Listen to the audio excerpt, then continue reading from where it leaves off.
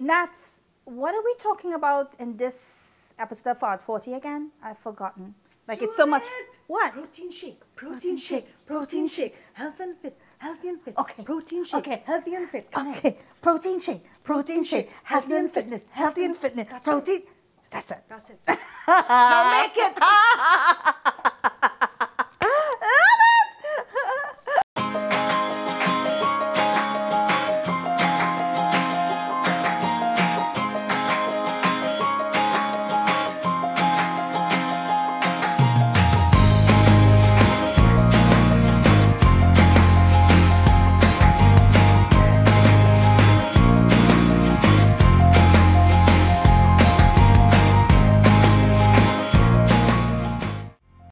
Hi, and welcome to Forward 40 TV. I'm Judette, and today we're talking health and getting fit and doing things that are really good for your body. So as some of you know, because I've been talking a little bit about it on my Facebook, or on Forward 40's Facebook, I am a vegan. And what that means is not that I went off and joined ISIS.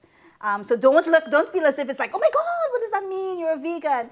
It simply means that I moved to a plant-based way of living and eating. Actually, it's a plant-based way of eating and making very conscious decisions about what I put into my body. So I don't typically have any more meats, no fish, no eggs, no milk made out of dairy, no dairy products.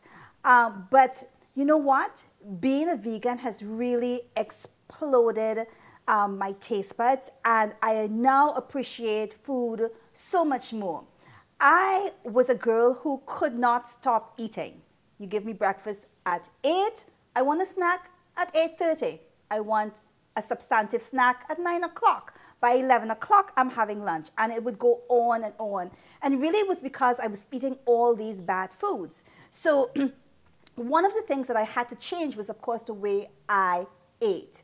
And being a vegan has allowed me to control my appetite, and it sort of stabilized my blood sugar levels, and I feel so much more healthier. One of the things that definitely was a significant choice that I made was having a protein shake for breakfast. So I knew when I got up, I was always hungry. And every couple of hours, and I know people say you should eat every 3 hours, but I was hungry on the hour, on the dot.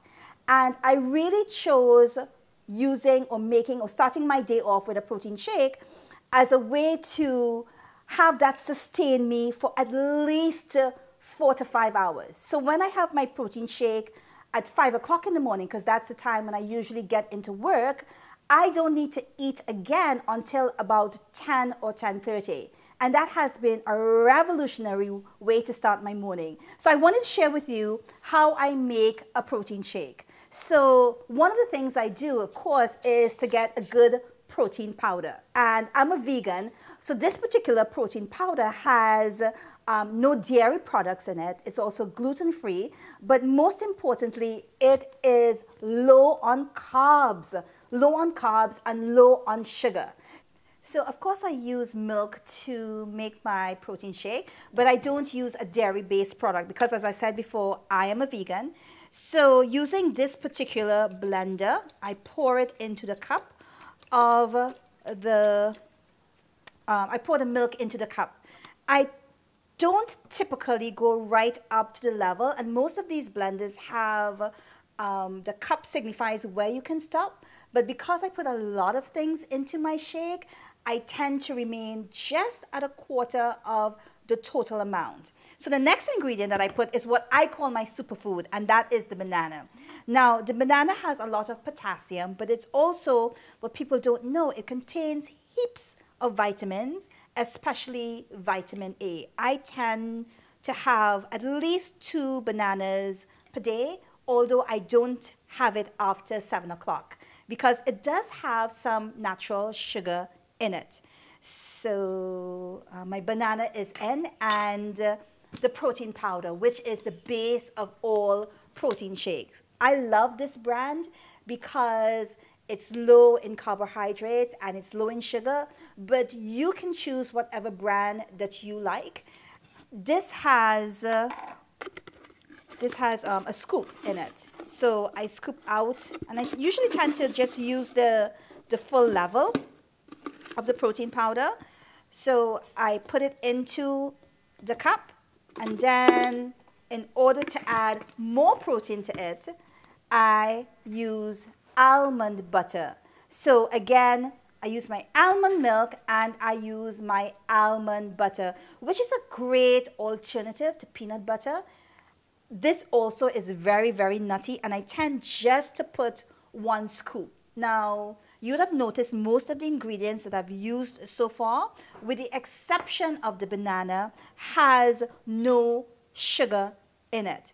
So when you blend this all up, you're not going to taste a whole heap of sweetness. But I love that, because when I have a lot of sugar in my body, I tend to get on a high, and then within 30 minutes, an hour, I'm crashing. So I tend not to go on the sugar journey with my protein shake, except for the natural sugar that I get from my banana. So I've placed in here my almond butter, my almond milk, my protein powder, and of course my banana. And that's perfect in and of itself. And if you want to add a little ice at this point, it's fine.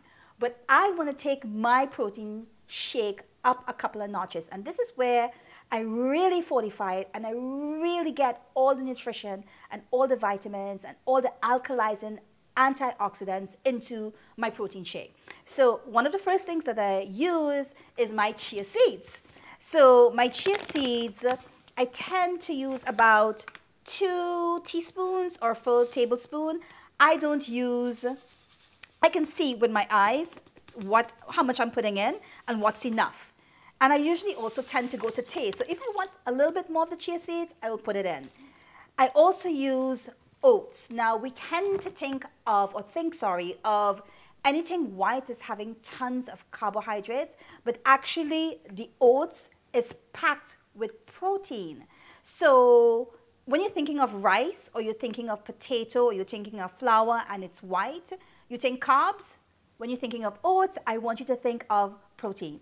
So again, without using any kind of measuring cup, just because I know how much I want, I will add a little bit of this protein-packed oats to my shake. And as you can see, the level of the cup is going up, and that's why it was so important that I began with using my milk and only using it topping it to 1/4 of the cup. I will also add my acai powder, which my friend Natalie introduced me to, full of antioxidants. As you know, a lot of the diseases grow in an acidic body. So you want to be able to properly alkalize your body. And of course, it's fabulous for your cells. This is a dark powder, and so it will tend to change the color of your protein shake. But don't be alarmed. It tastes great, and it actually tastes better than it looks. And it also gives, with a combination of everything, a sort of nutty, grainy flavor that I really love so much. So there you go. I've put quite a bit in here. I think perhaps about 1 tablespoon. I also add matcha green tea, just for the whole alertness, sort of making my mind sharp factor. I have this really funny story about this. When I first started using it, I actually thought it was maca powder, and I didn't know it was a green tea, so I opened it and I dumped a whole set into my protein shake, and I was awake literally for 72 hours. So the lesson here is to read your labels carefully. So I would think only about a teaspoon or 2 would be great to have into your protein shake. And there you go. These are all the ingredients that I use in my protein shake. And I am going to blend this all up. And this is one of the great things about this particular blend. And of course, you can use any blender that you have in your home. That's perfectly fine. Here we go. I'm not going to have any spillage when I turn it upside down. I place it into the blender. And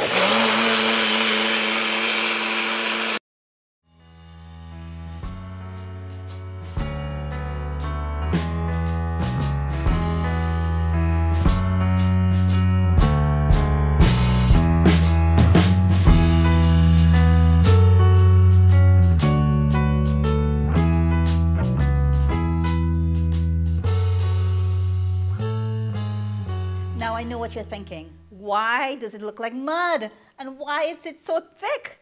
Don't forget you added the acai powder and you added the oats, which gave a lot of fiber and all the antioxidants. You don't want to miss that in your protein shake and just have a protein shake just because it's sweet.